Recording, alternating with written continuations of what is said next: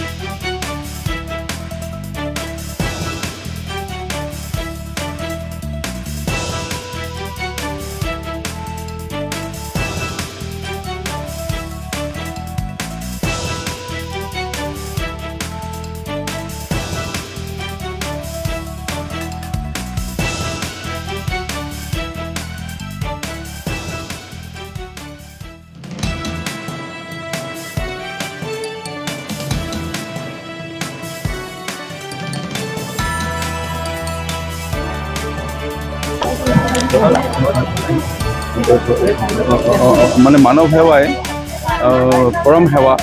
আজি এই নিদৰ্শন দাঙি ধৰা হ'ল আৰু মাননীয় দেশৰ প্ৰধানমন্ত্ৰী নৰেন্দ্ৰ মোদী ডাঙৰীয়াৰ নেতৃত্বাধীন কেন্দ্ৰ চৰকাৰৰ বিশেষ উদ্যোগত অসম চৰকাৰৰ মাননীয় মুখ্যমন্ত্ৰী ডক্টৰ হিমন্ত বিশ্ব শৰ্মা ডাঙৰীয়াৰ চৰকাৰৰ সহযোগিতাত আজি প্ৰায় 888 দিব্যাংগজনলৈ বিভিন্ন প্ৰকাৰে সঁজুলি প্ৰদান কৰা হ'ল। ইয়ে মুখত হাঁহি বিৰিঙাব, ইয়ে পৰিয়ালসমূহক অকণমান হ'লেও আনন্দ বা সকাহ প্ৰদান কৰিব। আমি এই পবিত্ৰ অনুষ্ঠানত আজি ভাগ ল'ব পাই খুবেই আনন্দিত অনুভৱ কৰিছোঁ আৰু মোৰ বিশ্বাস ইয়ে এটা নতুন এটা দিগন্ত সৃষ্টি কৰিব আমাৰ দিব্যাংগজনসকলৰ বাবে। এইখিনিতে মই বিশেষভাৱে আৰু এটা বিষয় লৈ পেলাই আনন্দিত অনুভৱ কৰিছোঁ। পূৰ্বৰ চৰকাৰে যেনেধৰণে হয়তো এই দিব্যাংগজনক লৈ আঁচনি প্ৰস্তুত কৰিব লাগিছিল, হয়তো সন্মান জনোৱাৰ বাবে পদক্ষেপ গ্ৰহণ কৰিব লাগিছিলে, আগত তেনেধৰণে পদক্ষেপ গ্ৰহণ নকৰিলে। এতিয়া অত্যন্ত দিব্যাংগজনে আজি যেনেধৰণে বিভিন্ন সঁজুলি বা সামগ্ৰী প্ৰদান লাভ কৰিব, এই দিব্যাংগজনসকলৰ পৰিয়ালসমূহ কেনে কষ্টত চলে এই কথাবোৰ আগৰ পূৰ্ব চৰকাৰে গুৰুত্ব দিয়া নাছিল। এতিয়া অত্যন্ত অৰুণোদয় আঁচনি প্ৰত্যেক দিব্যাংগজনৰ পৰিয়ালক দিয়াৰ বাবে আমাৰ চৰকাৰে পদক্ষেপ গ্ৰহণ কৰিলে।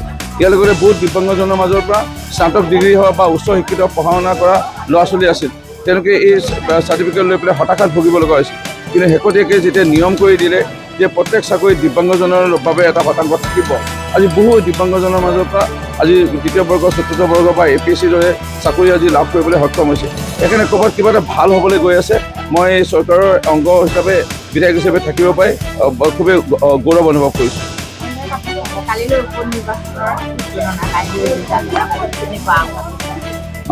মাননীয় মুখ্যমন্ত্ৰী মহোদয়ে ইতিমধ্যে কৈছে যে ৰাইজে ইতিমধ্যে EVM-ত সকলোখিনি প্ৰদান কৰিলে, আশীৰ্বাদ আৰু সকলোখিনি আবদ্ধ হৈ আছে EVM-ত। আৰু কেইটামান ঘণ্টা পিছতে অৰ্থাৎ এতিয়া বাজিছে প্ৰায় 12 বাজিছে, ৰাতিপুৱা আমি 9-10 বজালৈকে অৰ্থাৎ আৰু 24 ঘণ্টাও নাই আমাৰ ফলাফল আহিবলৈ, ফলাফল আমি অসমৰ ৰাইজে আমি দেখা পাম।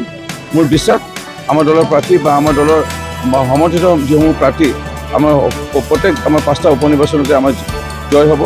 আৰু এই জয় বিশেষভাৱে এটা আস্থা বিশ্বাস ডক্টৰ হিমন্ত বিশ্ব শৰ্মা ডাঙৰীয়াৰ প্ৰতি আৰু প্ৰধানমন্ত্ৰী ডাঙৰীয়াৰ প্ৰতি আমাৰ ৰাইজে ৰায়দান কৰিছে মোৰ বিশ্বাস। আমি ইয়াত আহি খুব ভাল পালোঁ। আমি তিনিজন বিধায়ক যদি আমি ভাতৃ হিচাপে ভাবোঁ ইজনে সিজনক। গোটেই কথাটো হ'ল যে আজি ময়ো বহুত দিন এনেকুৱা ধৰণৰ অনুষ্ঠানত উপস্থিত থাকিব পৰা নাই। আমি কেতিয়াবা যোৰহাটত মাৰোৱাৰী যুৱ মৰ্চা এনেকুৱা ধৰণৰ দুই এটা অৰ্গেনাইজেশ্যন তেওঁলোকৰ লেভেলত পাতে, কিন্তু চেণ্ট্ৰেল গভৰ্ণমেণ্টৰ যিটো ডিৰেকশ্যন সেই ডিৰেকশ্যনত আজি যেনেকৈ ইয়াত বস্তুখিনি চমজাই দিছে, মানে দিব্যাংগসকলক যিটো সহায় কৰিছে সেইটো সঁচাই বৰ ভাল কথা হৈছে। আমাৰ ডিষ্ট্ৰিক্ট এডমিনিষ্ট্ৰেশ্যনেও আৰু লগতে ছ'চিয়েল ৱেলফেয়াৰ ডিপাৰ্টমেণ্ট তেওঁলোকেও ইয়াত আহি তেওঁলোকে এই গোটেই কামটো সম্পূৰ্ণ কৰাত সহায় কৰিছে আৰু এইটো খুব এচেঞ্চিয়েল আমাৰ কাৰণে। মই কৈছোঁ যিসকল আহিছে দিল্লীৰ পৰা যে প্ৰত্যেক বছৰে যোৰহাটত এনেকুৱা এটা কেম্প হোৱাটো উচিত, কাৰণ আমাৰ যোৰহাটত বহুতো এনেকুৱা দিব্যাংগ লোক আছে যিসকলক ছ'চিয়েল কিছুমান আমাৰ লোকেল অৰ্গেনাইজেশ্যন কিছুমান থাকে, তেওঁলোকে প্ৰাইভেট অৰ্গেনাইজেশ্যন তেওঁলোকে যিমান পাৰে সহায় কৰে, কিন্তু চৰকাৰ লেভেলত ইমান এটা ডাঙৰ অনুষ্ঠান যিহেতু নৰ্থ ইষ্টৰ এটা ব্ৰাঞ্চ আছে গুৱাহাটীত, গতিকে আমি আমাৰ এই অঞ্চলটোকে মই ভাবোঁ যে পৰ্যাপ্ত পৰিমাণে তেনেকুৱা ইকুইপমেণ্টবিলাক পালে আমি দিব্যাংগসকলক যথেষ্ট সহায় কৰিব পাৰিম।